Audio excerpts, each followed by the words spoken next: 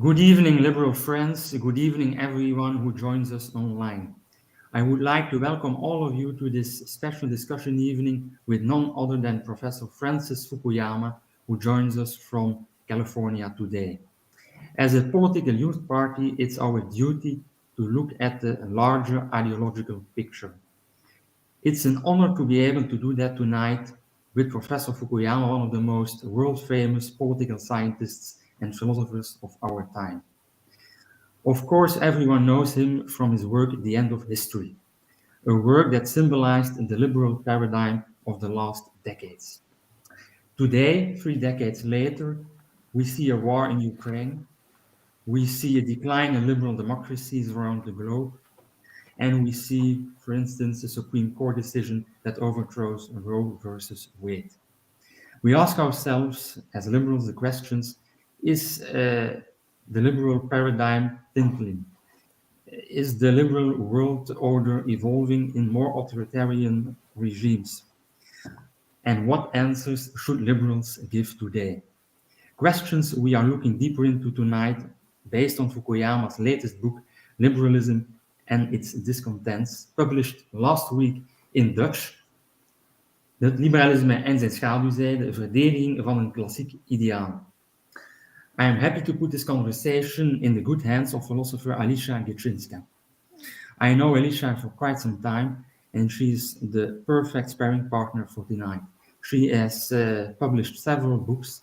She has worked around the concept of freedom, and she is currently the director of the philosophy program of the University of Buckingham. Alicja, the floor is yours.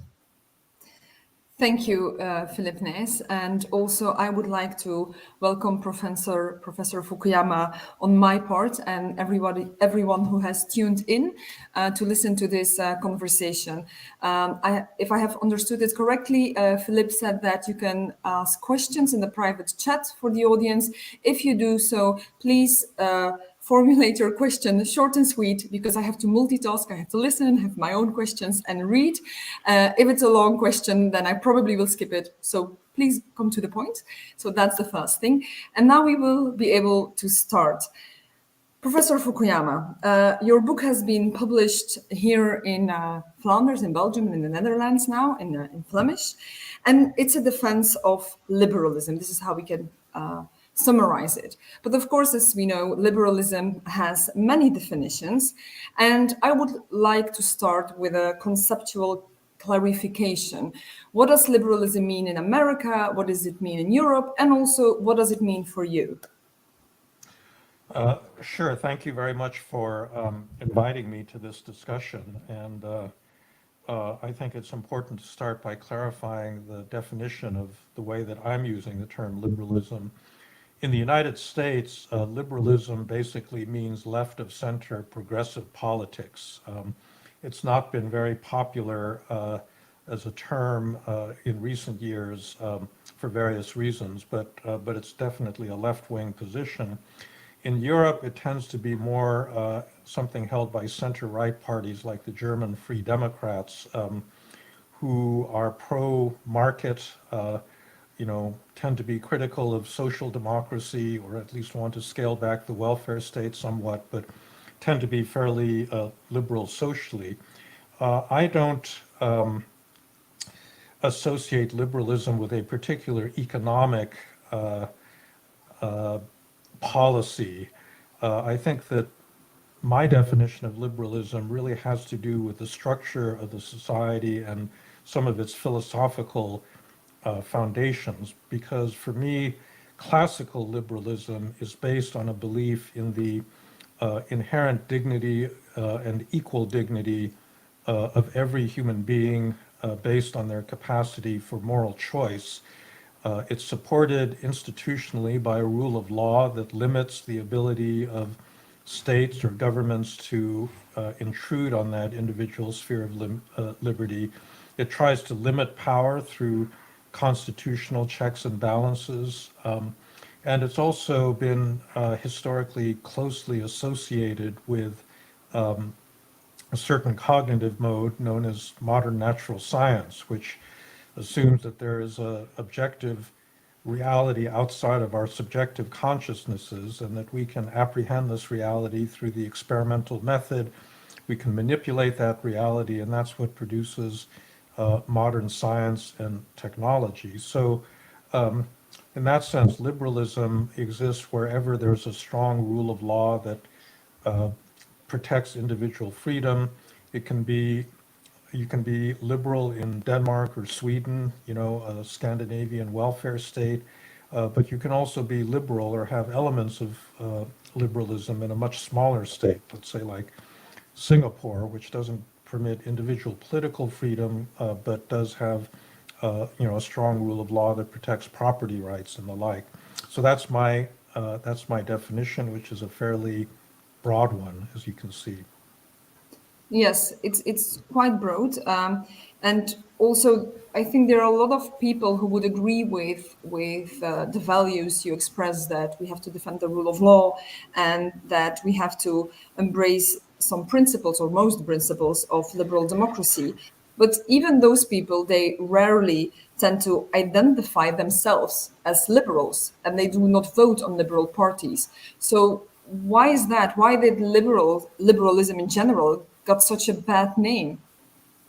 Well, I think that it depends on where you are. In Europe, I think liberal parties have been identified with business, with pro-market policies, with cutting back, the size of welfare states, and obviously that generates opposition from more progressive people on the left.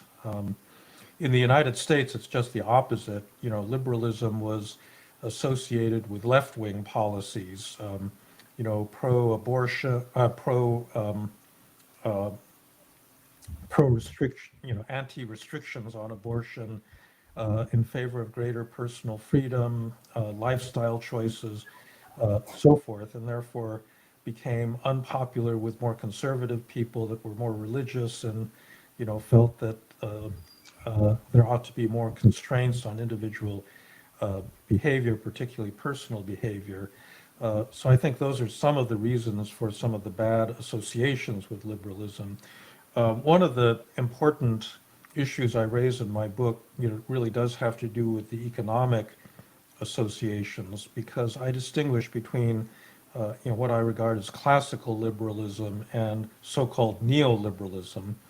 Neoliberalism, in my definition, is really the kind of policies that were associated with Ronald Reagan and Margaret Thatcher back in the 1980s and 90s that emphasized market economics, denigrated the role of the state, tried to cut the state back, and in my view were responsible for the growth of pretty substantial inequality in many liberal democracies over the next generation. They were also responsible for the deregulation, for example, of the financial sector that created a lot of financial instability. It hurt ordinary people while, protecting in a way the wealth of, hedge fund managers and, people in finance.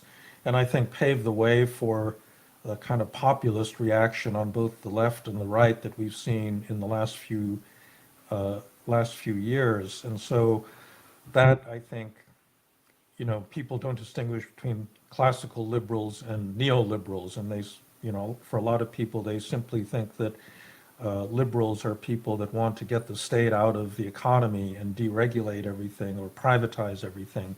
And that may also account for some of the, the hostility.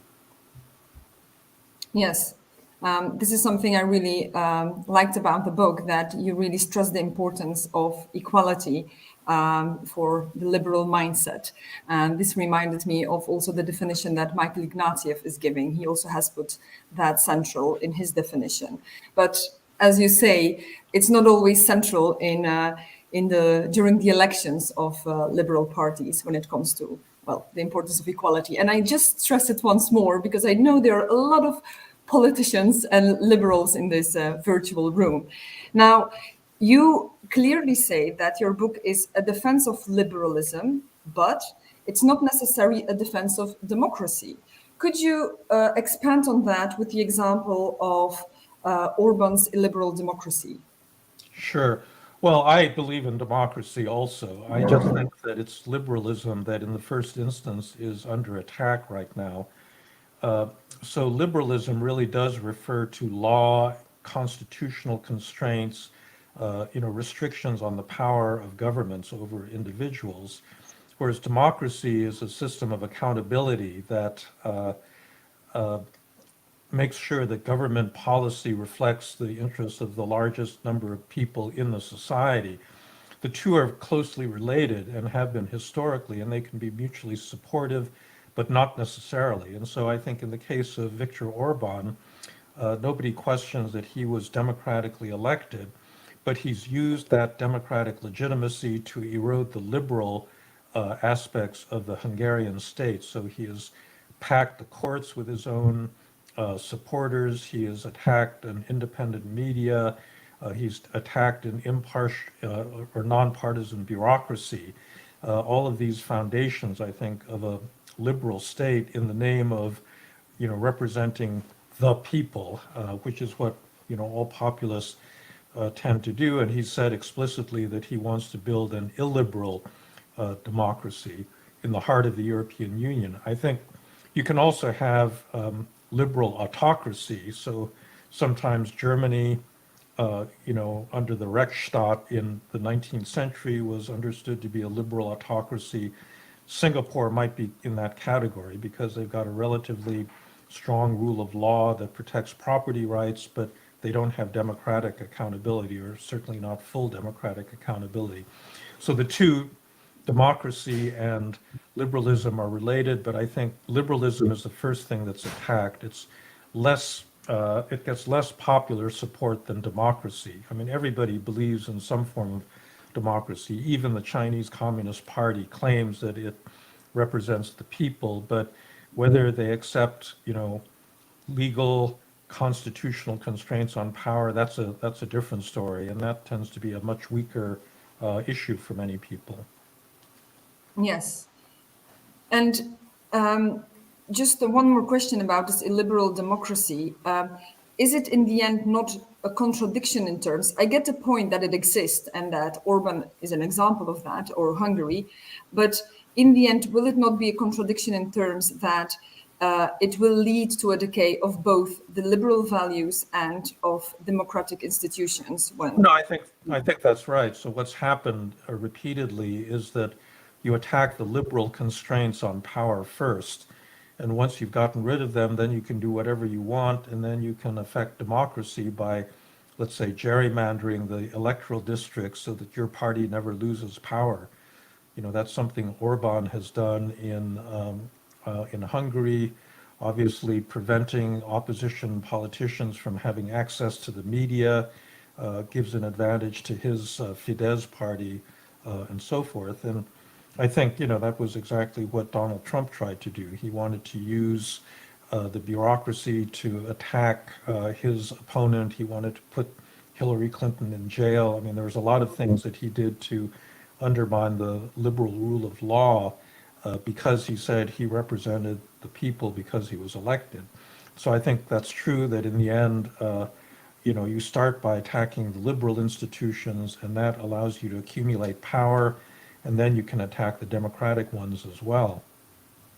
Yes, yes. You've already mentioned a couple of threats to liberalism, and this is the aim of your book. It's a defense of liberalism. Could you please again summarize for us the biggest threats that come from the right and the biggest threats that come from the left?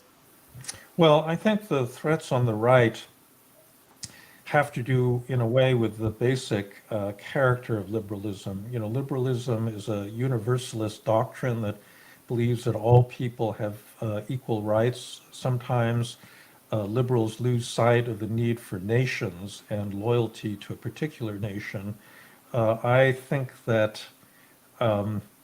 it's very hard to actually have a liberal society that isn't embedded in an actual nation. It's not just an abstract set of ideas, but it really has to be implemented in terms of a state that can actually enforce liberal rights and protect, individuals.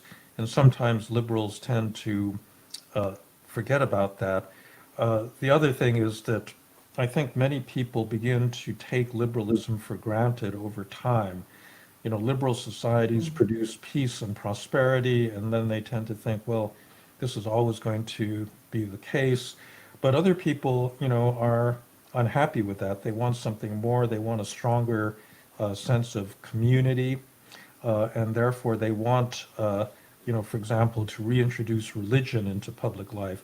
So this is something that's going on in India right now. India was founded by Gandhi and Nehru as a liberal republic. I think it has to be because it's an incredibly diverse country that's divided by language, by religion, by sect, by caste. But, in the last few years, Prime Minister Modi and his Hindu Nationalist Party has been trying to shift the national identity of India to one based on Hinduism. And, that's something that really excludes, the 200 million, excuse me, background noise. That's something that, really excludes the, let's say, 200 million Muslims living in India, or the Sikhs or Parsis or Christians, in that country. And I think that's one of the, real dangers of that kind of conservative nationalism that seeks to base national identity on a fixed characteristic. On the left, you have a different kind of threat. One is a classic class-based threat, which I think you see in Latin America, where you have these divided societies with lots of poor people and a rather thin layer of well-to-do or middle-class people, and they want a lot of redistribution, and they're willing to overcome legal constraints in order to get to that. In richer countries, I think the threat is a little bit different. It has to do with intolerance. You have the rise, not so much in continental Europe, but for some reason in a lot of, English-speaking countries, you've had the rise of a kind of identity politics in which different subgroups begin to assert claims that they should be recognized not as individuals but as groups. And this, I think, contradicts the basic liberal principle that everybody is an equal individual. If the state begins treating society as a collection of groups, then you open up the possibility of a zero-sum competition between different, ethnic, racial, gender groups that are vying for the same resources, and you lose a sense of, larger community. And I think that's the danger that comes from certain left-wing interpretations of, their politics. Yes, thank you. That's very clear. Also, you already mentioned the problematic side of nationalism when you discussed the threat from the right. But at the same time, in your book, you discuss this tension that exists between liberalism on the one hand and nationalism and the nation state on the other. But then you also say that there is a way around this tension. How can we combine liberalism with nationalism? Well, I think you have to develop a sense of national identity that is itself liberal, which means that it has to be based on, certain liberal ideals like respect for the rule of law or respect for the Constitution. Jürgen Habermas had a term for this, Verfassungspatriotismus, constitutional patriotism, that he thought would be the basis for identity after nationalism. No longer would it be Germanness, but it would be loyalty to the Constitution. I think that's a good starting point. I think in the United States, our national identity since the civil rights era has been, some version of that. I think, however, it's probably not enough.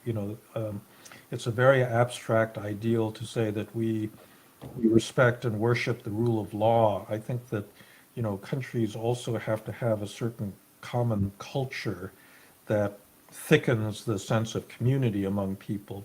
So, for example, in France, national identity traditionally has been built around these republican ideals that come out of the French Revolution of liberty, equality, fraternity. but it's also built around French language and French culture, and an educational system that teaches people about that tradition. And I think that can be made compatible with liberal ideals because it's really accessible to anyone that speaks French. Now, in some countries, that's a little bit more difficult. I would say that Belgium, may be a case of that where you don't actually agree on language, and therefore, that cannot be a unifying, aspect of national identity. The same thing in Canada, the same thing in Spain with Catalonia. So you do have, uh, difficult cases in which you don't have necessarily this sense of shared cultural identity. But you have to make do with the kind of historical legacy you're given. Yes. And as we know, nationalism has derailed in the past, and not even in the past, nowadays as well, to terrible things. But do you think that kind of liberal nationalism, if I can call it like that, that this this will this won't derail to a similar extent? That this is a safer. Well, it's always a danger. It's always a danger that kind of liberal nationalism will turn into a more aggressive, exclusive nationalism. So, Yeah. I think we need to be mindful of that. But, you also need to be mindful of the need for a basic amount of social cohesion. People have to be they have to agree that they're living in the same society and that they're part of a similar society. You've got examples that are not very happy of countries in which identity groups become more powerful than this overarching uh, sense of national identity. Places like Lebanon or Bosnia or Syria, where the different partial identities become dominant for the people that live in those countries. And, at an extreme, they fall apart, which is what we've seen, repeatedly, especially now, recent years in the Middle East. And so that's also a kind of political outcome that you really want to avoid. Someone in the chat asks if the social cohesion, do you see that as a kind of social contract? Well, it is a contract. I think that people have to voluntarily give up certain rights in order to achieve a kind of agreement on the overall framework of their society. The question is, what are the terms of the contract and, to whom does it apply? But I think that, uh, in fact, that's been the basis of liberal societies, that you give up certain rights to do whatever you want in turn, receiving security and peace. Um, Again, there's a theoretical question, is that a contract between groups or is that a contract between individuals? And I think for liberal, the answer has to be it's a contract between individuals. Yes. In the book, you also defend many times the nation state, and you stress the importance of the nation state because of the monopoly of power that it has, and that we can't live without it. But also, you also express your concern about transnational initiatives, and you refer to the European Union. I think many people in this virtual room today, the liberals you're talking to today, many of them are great defenders of the European Union. And so I Mhm. would like you to talk a little bit more about your concern about the European Union and explain that. And as an additional question to that, uh, do you think it would be a good idea if the European Union would in the future go in the direction of the United States of Europe, become a federal union, or do you think it would be better for liberal democracies that it would become smaller and maybe disintegrate? Well, I'm a big supporter of the European Union. I think it's an important project. I was actually at a meeting in 2004 in the Vatican when Poland and a number of Eastern European countries joined the European Union. And I remember sitting at a table in which there was a former head of the Bundesbank in Germany and a Polish minister both of whom had fought on opposite sides during the Second World War. And, now many years after that, they were sitting at a table, celebrating the entry of these new countries into the European Union. And I think people tend to forget that that was the original purpose of the EU and that it has succeeded beyond all expectations, in providing that basic peace.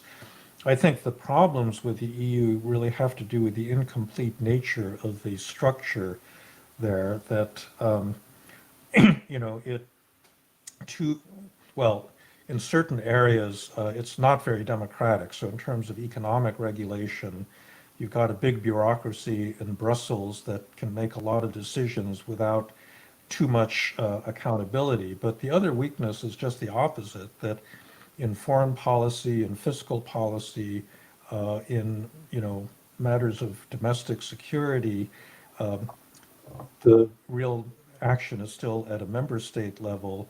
And in terms of the collective action of the bloc, you have a unit veto system where you need consensus, and therefore any single member can stop the EU as a whole. And so we're seeing this now repeatedly with Hungary. They don't want to criticize China because they've got Chinese investment projects, and so they stop that.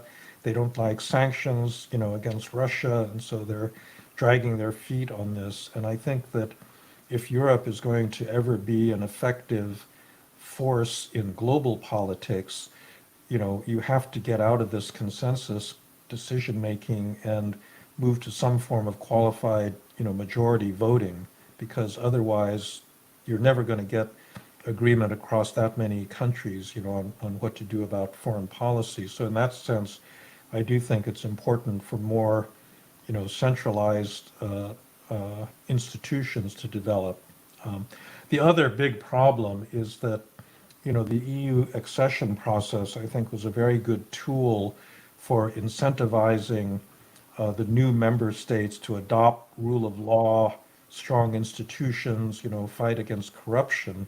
But unfortunately, there's been no mechanism to prevent backsliding.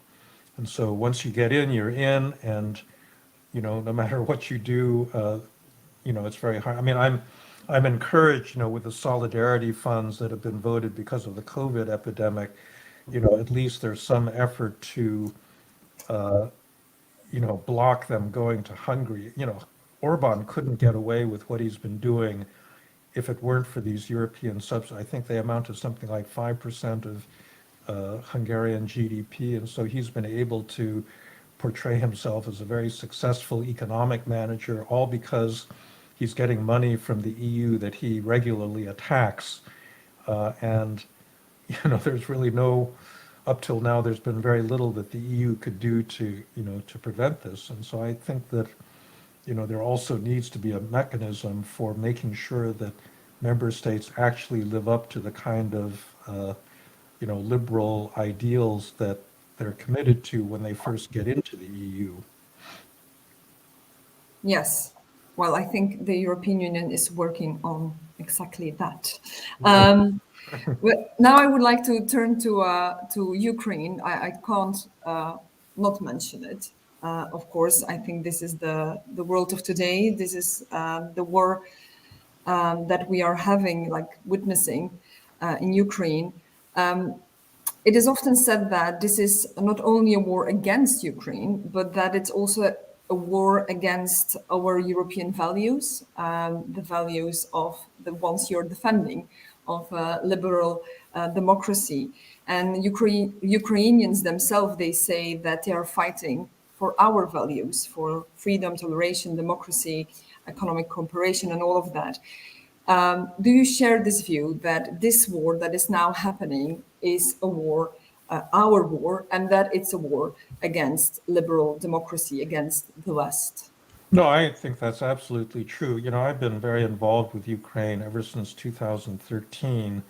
My center at Stanford runs a lot of training programs, or has been running training programs for, younger Ukrainians to help improve the quality of democracy there. So I've been traveling there quite a lot over the last several years because, beginning with the Maidan revolution, we felt that this really was going to be the front line in a global struggle for democracy. And I think Vladimir Putin has made clear what the stakes are. I mean, of course, he's complained about, the so-called security threat of NATO expansion, but really what he's worried about is democracy. He does not want to see democracy succeed in another Slavic state. And, if you read carefully the things that he said, this long article he published last year, and then the long speech he gave on the eve of the invasion, what he really wants to do is to, roll back the entire European settlement that happened after 1991. That was one of the biggest gains for liberal democracy in that generation when all of the countries of the former Warsaw Pact became independent democracies, and then the Soviet Union itself, uh, uh, you know, fell apart into independent states, many of whom, like Georgia and Ukraine, could actually choose to be democratic. And he doesn't like that. Uh, and so it is a war on his part to reverse that entire history, try to roll things back at least to the way they were, before Ukraine voted for its own independence in 1991. And that's why I think it matters, to all Europeans. In Yes. fact, I mean, it matters beyond Europe because, Putin has been supporting authoritarian rulers wherever they are, in Venezuela, in Iran, in Syria, in France, Cuba, all over Netherlands. the place. Yeah, Yeah. I mean, Le Pen, and I was right. thinking about her, that he supported her. He has many friends in Europe, alas. Putin has said that liberalism is an obsolete doctrine as well. Um, so we have, again, because we are so many liberals in the room, what should liberals do now, our liberals, Belgian, Flemish liberals, when it comes to this war in Ukraine? Um, do you Well, I have think that, advice? the immediate political problem is to maintain solidarity behind Ukraine. The solidarity within NATO was really extraordinary after February 24th, and that was very encouraging, especially the turnaround in German foreign policy, where, the Germans, at least in principle, abandoned, 40 years of Ostpolitik in favor of an increased defense budget and, much uh, stronger opposition to what Russia was doing. The problem is that since the military momentum of the war has slowed over the summer, beginning in April when the Russians began concentrating on the Donbass, you're now hearing uh, or you're seeing cracks in that solidarity.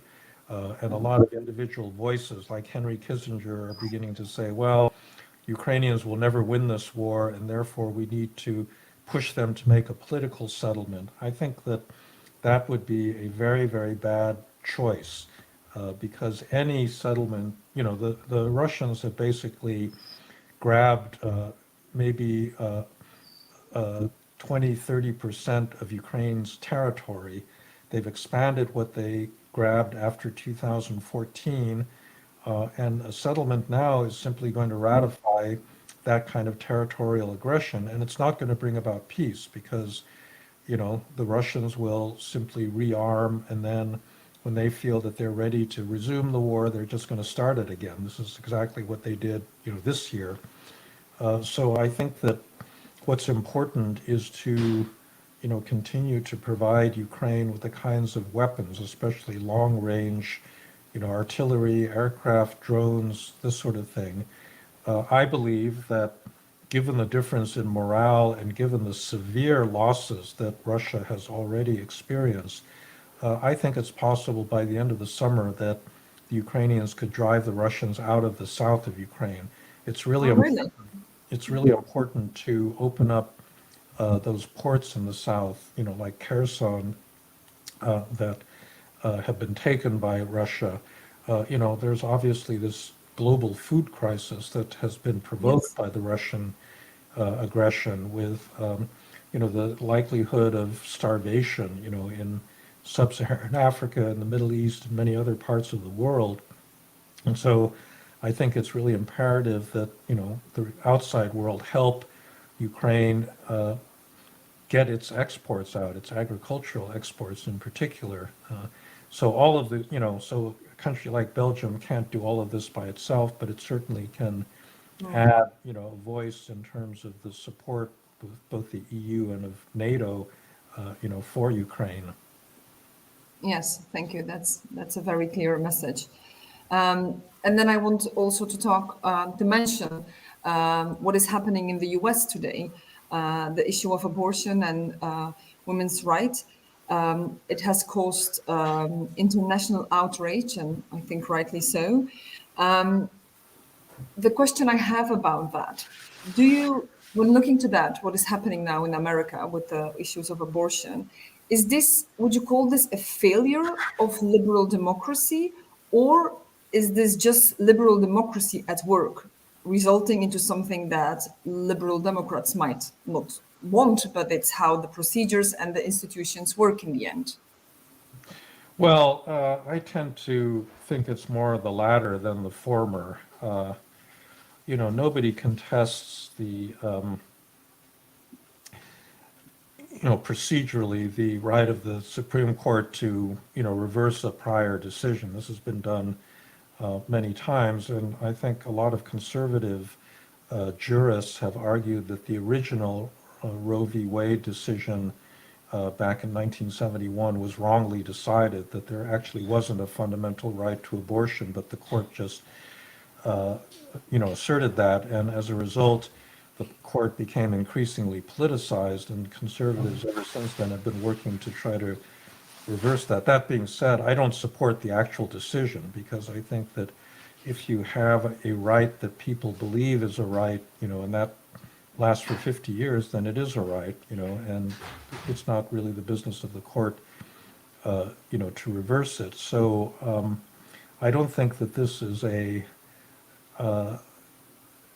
I don't think this is a failure of liberalism itself. The failures of liberalism there are plenty of them outside of this decision. I think that, the most serious threat to liberal values that we've experienced is the September 6th, attack on the U.S. Congress, and the whole conspiracy on the part of Donald Trump and his, close friends to overturn the last election.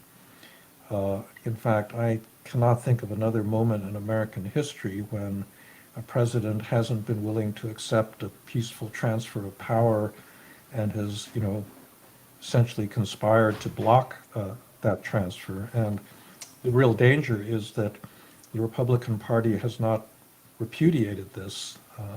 They've tried to minimize what happened and justify it, and that puts them in a position to do it all over again in 2024 if we have another close election that year. Yes, that was another question about the elections of 2024. Are you worried that Trump, he will be a candidate, but that he might win? It's entirely possible. It's very hard to predict what's going to happen more than 2 years from now, but at the moment, the Democrats are very weak. Biden is not popular. He's less popular than Trump was at a comparable stage in his presidency. So it's entirely possible that Trump will come back, and if he does for a second time, I think it's going to be much worse than the first term, which I thought was pretty bad.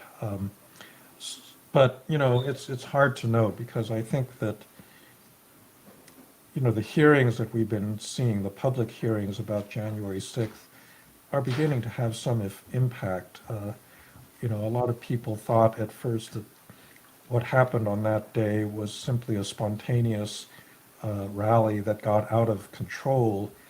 It's now absolutely clear that it was planned from the beginning, that it was being used as a means of blocking the transfer of power, and I think it's going to be very hard to justify that legacy when it actually comes to the election itself.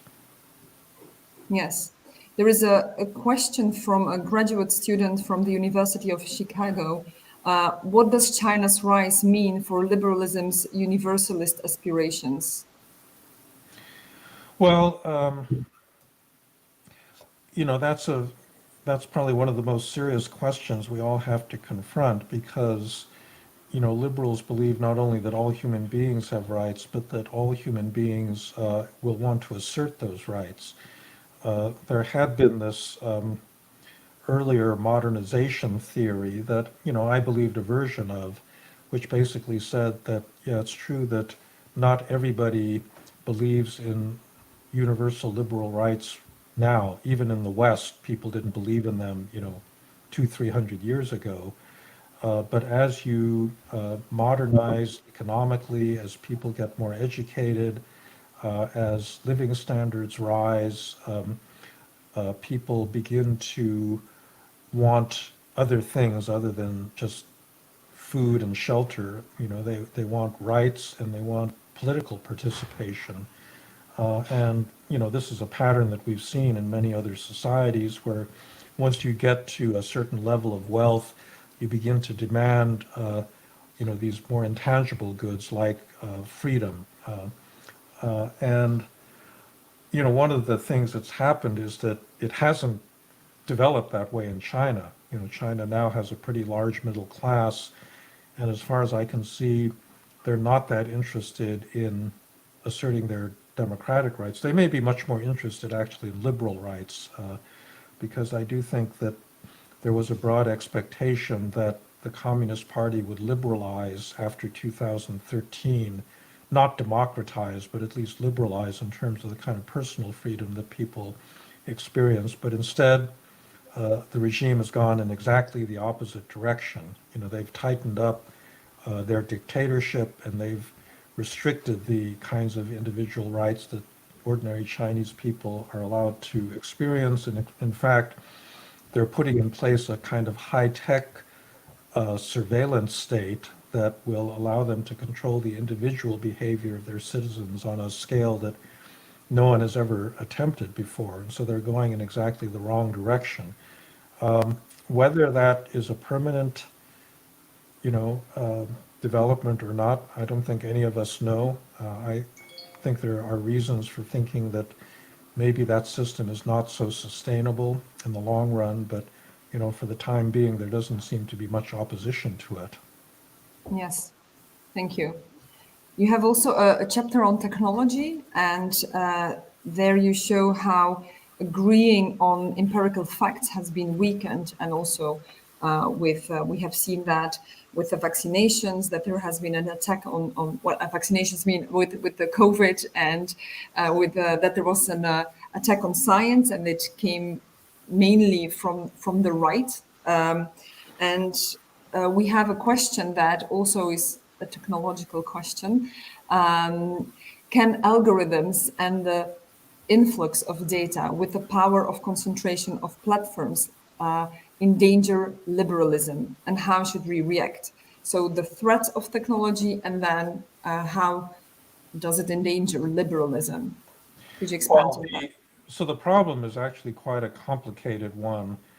What technology did with the spread of the internet was to undermine all of the hierarchical filters or institutions that had certified data previously. So this is the traditional media, scientific community.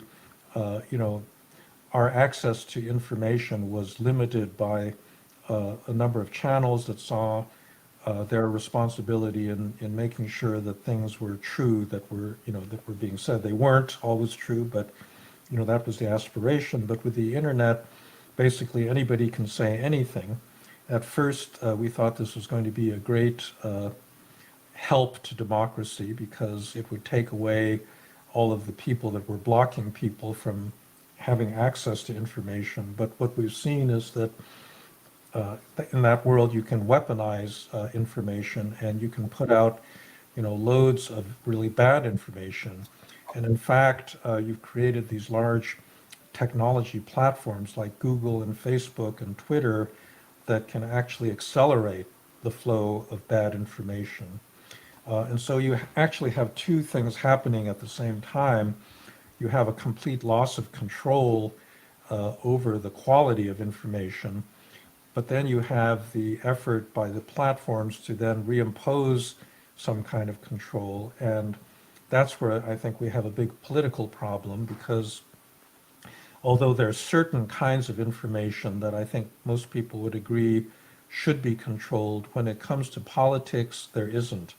And in fact, I don't think these private companies have either the legitimacy or the capacity to really make the kind of complex political decisions that are needed to regulate that flow of information. And at the moment, we don't really have a good solution to this, because I think Yeah. most people that believe in freedom of speech don't think that governments should get back in the business of deciding what's true and what's false. But they also don't think that these internet platforms have the right to do this. And so what the solution is going to be is really not clear. Yes, but is that then one of the biggest challenge for liberalism? Well, I think it is. I think, I led a Stanford working group on platform scale. We published a report a couple of years ago that basically argued in favor of something we called middleware, which would be a layer of competitive companies to which individuals could outsource content moderation. Like right now, what you see when you do a Google search or you look on Facebook is determined by an algorithm that is proprietary to the company. These companies won't tell you why you're seeing what you're seeing. You have no control over it. And, our idea was that you should force the companies to allow other parties to be able to be the ones that determine what you see. And you could choose whatever you want, which would restore a basic agency or choice to consumers, the people that were using information, and take that power away from the platforms. But the problem is that we don't really see a business model by which this can actually be made viable. So, we put the idea out there, but, I don't know whether that is actually a workable solution. And I don't really see a lot of other, terribly good solutions. Yes, it's a difficult one. I'm very aware of the time, and I know you have less than an hour for the whole interview. But I really want to go to the very last page of your book, which I think it's a very high note. You ended your book on a very high note, because you are going back to a very old ancient Greek word. You want us to reevaluate the sophrosony or sophrosane, which means moderation. And I will quote the last sentence of your book, which is: recovering a sense of moderation, both individual and communal, is key to the revival, indeed the survival, of liberalism itself. Could you please explain what you mean by that, and what moderation means for you, and yes, how do you become a moderate person, and especially a moderate politician? Well, it's hard because you attract attention to yourself by being an extremist. If you want to get noticed on social media, you don't say things that are reasonable and calm. You get excited and you take a position that's more extreme than the last one that was expressed. And so you have this constant escalation, of extremist views. But I think that a liberal society really does depend on everybody agreeing that they're not going to carry things to extremes, that we're not going to agree on, a lot of basic principles, and therefore we have to tolerate other people with other kinds of views. And that's why I think not taking things to extremes becomes, a critical virtue in a liberal society. It means, just to give you a concrete example, liberals believe that property rights and markets are good things, that Yes. those should be protected in a liberal society. But that doesn't mean that, all property rights and all economic liberties are also a good thing, that if you multiply something that's good by 10 times, things are going to be 10 times as good. And I think under neoliberalism, that was the view, that markets would be the solution for everything, and it turns out that they weren't. Same thing with individual autonomy.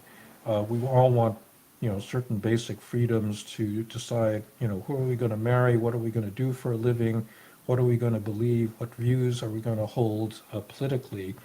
But that doesn't mean that we should all then extend that autonomy to, being able to reject the kind of shared moral frameworks that are necessary to hold a society together. And yet this is what we're kind of routinely encouraging young people to do, is to follow your passions, and, the sky is the limit with regard to your personal development. And I think that's also not healthy for individuals. And so that's basically the spirit of moderation. Whether you can capture that politically and get elected. Well, exactly. This is the whole point. How do you make turn it into an electoral success? Make moderation great again. Seeing the impact of extremism, may be one of the paths. And in that respect, I think Putin has maybe done everybody a favor, because he's illustrated very vividly what it means to be an illiberal person, and not to respect limits on power. So we'll see how, that plays out in our global politics. Yes, there is a question about property. Could one consider the proposition that property has lost its champion role of freedom, considering the unequal access to capital and the rise of sharing platforms? Well, I think that property rights are one of the fundamental rights that liberal societies seek to protect. And that's one of the reasons that they are successful economically in stimulating growth. But as I said in my book, property rights are not absolute. They could only, absolute property rights could be considered just only if the original distribution of property is just. And that's simply not the case. People inherit money that they didn't earn. They get it through fraud. They get it through, the fact that they're born into a certain family that, is able to give them certain advantages. And so I do think that the basic respect for property rights has to be moderated in some sense by an awareness that, not all property is justly earned, and therefore there have to be some adjustment in in those rights. But I do think that, that respect for property still remains one of the basic, freedoms that that liberal societies need to protect. Yes. And we are coming to an end of this conversation. What do you hope people, like your readers, will take out of this book? What is the change you hope to achieve with this book? Well, I think that, many of us believe in basic liberal values, but we don't understand what they are. We've never systematically thought about why, what does it mean to be a liberal, and why should I call myself that? And I think people just needed to be reminded of what the basic virtues of liberalism are, pragmatic, moral, and economic, so that they can understand really what they've been taking for granted and why that's fragile and may be taken away from them if they don't work to defend those values. Thank you. Thank you so much for answering all our questions and for your time. So thank you, Professor Fukuyama, for Thank you very being much. with us this evening, and your morning. Okay. Yeah, thank you very much. Thank you also, Alicja, for taking this talk into your good hands. I would say a lot of food for thought, and a task that all liberals should take care of, namely to defend our liberal values and not take it for granted. Okay. See you Thank you. maybe with the next book. Bye. Okay. Yes, thank you. Bye-bye.